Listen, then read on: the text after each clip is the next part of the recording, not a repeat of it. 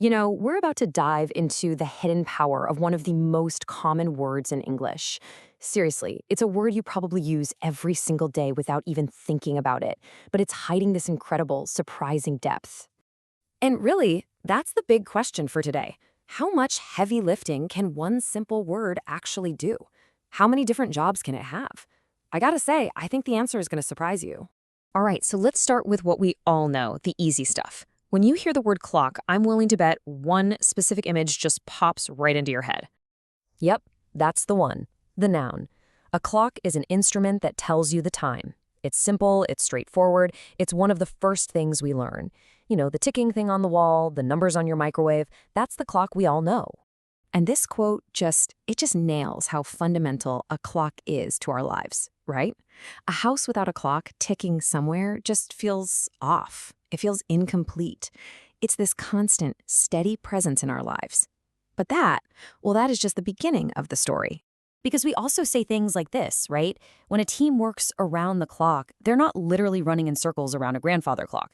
The word is already doing more work here. It's representing this whole 24-hour cycle of nonstop effort.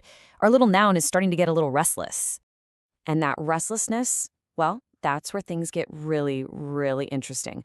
We're about to see this simple little noun completely transform and go into total overdrive as a verb. So this is the big moment. This is the pivot point where our word stops being a thing, a noun, and becomes an action, a verb. This is where the clock basically breaks free from the wall and starts doing some truly incredible stuff. So let's actually break down these surprising verb forms of clock. And trust me, there are probably more than you think, and they go in some really unexpected directions. Okay, here it is. This is the roadmap for where clock goes as a verb. You can see there's kind of this logical flow, right? From measuring to recording to accumulating. But then, whoa, it takes a hard right turn into something totally different. Let's look at each one. So, first up, measuring speed. To clock something means to officially measure how fast it's going. It's a word that carries some real precision and authority. Just think about that number for a second. 137 kilometers per hour. It's the word clocked that gives that number its official weight. It makes it real. Okay, next up is a meaning that pretty much anyone who's ever had a job with a time card knows well. To clock in or clock out is to officially record when you start and stop working. Now our word has become an official record keeper. And from there, it gets even broader. It can mean to accumulate something over time. You don't just clock up miles on your car, you can clock up experience at a job or wins for your team. It's all about building a total.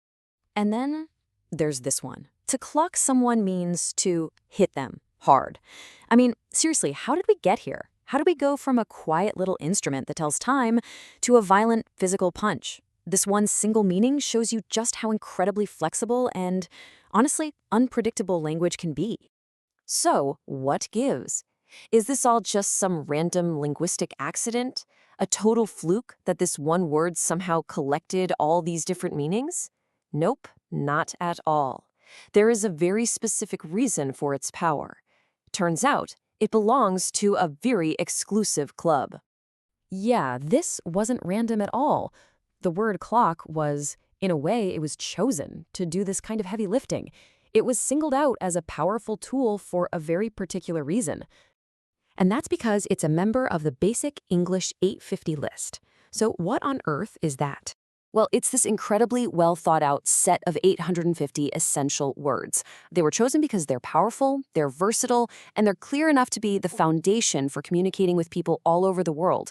Every single word on that list is a linguistic powerhouse, and clock is one of them. Okay, so what does this all mean? Let's kind of zoom out and bring it all together and see what this whole journey with the word clock is really trying to teach us. I mean, we've seen it go from a simple object on a wall to a verb with at least 5 totally different meanings, and then we finally uncovered its secret identity as a core part of basic English. What a ride for one little word. And that's the real takeaway here. That's the big lesson. The most powerful words aren't always the big, complicated, fancy-sounding ones. So often, it's the short, simple, foundational words, the ones we totally take for granted, that are doing all the heavy lifting and carrying the most meaning. Which kind of leaves us with one final thought, doesn't it? If the word clock can hold all this complexity, What other everyday words are out there hiding their own superpowers? Once you start looking for them, you'll start seeing them absolutely everywhere.